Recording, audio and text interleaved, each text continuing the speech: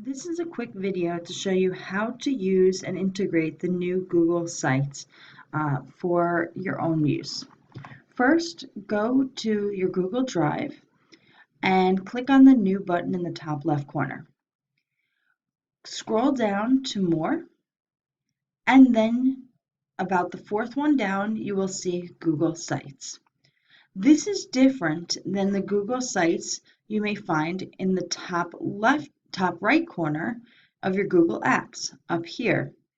Do not use this site. This is the old Google Sites. So we're going to go in through New, More, and Google Sites. You're going to notice that this is a drag and drop website. So what that means is that you are going to drag and drop different artifacts and what you need into the site. So your page title starts like this, and this is going to be my website, and you do whatever you want for the title. You can change your background image, and you can also change the header type to be a large banner, which is much larger, just the title only, or a banner. To change the theme of the page, come all the way to the top right corner, click on Themes, and you can see that there are about 6 different themes that you can choose from. If I want to choose something like this, Impression, I can also change the color, go to Vision, can also change the color or the font style. So once I've completed that, now I want to start adding to my page. If I click on Insert, the first thing I might want to do is add a text box. Just click on text box and you'll see a text box will appear. If I want this text box to be a little bit smaller, I just drag the ball smaller, and then I can even add another text box right here, just by clicking text box again, making this one smaller, half the size, and you'll see in the top middle, you'll see about 10 dots, and if you click and drag that, you can see it can go right there. In your text boxes, you can type whatever you would like. Look here for more information. Okay. This is my site. I can also, if you scroll to the left, you can see a paint palette. If you click on that, you can change the section background. So I can make it a little bit darker or very dark.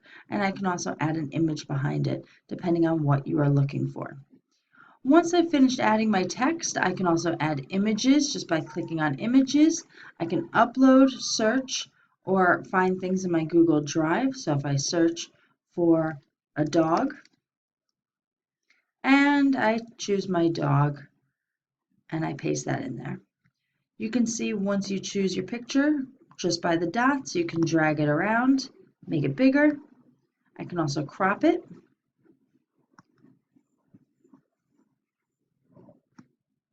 You can see by adjusting the zoom. Okay, I can choose to crop it like that. Or I can also choose to add additional text to that. Okay. You can also see there's also additional features on the right side. You can add things straight from YouTube. You can add things straight from your Google Drive. So you can add, also if you scroll down further, you can add a doc, a slide, a sheet, a form, or even a chart.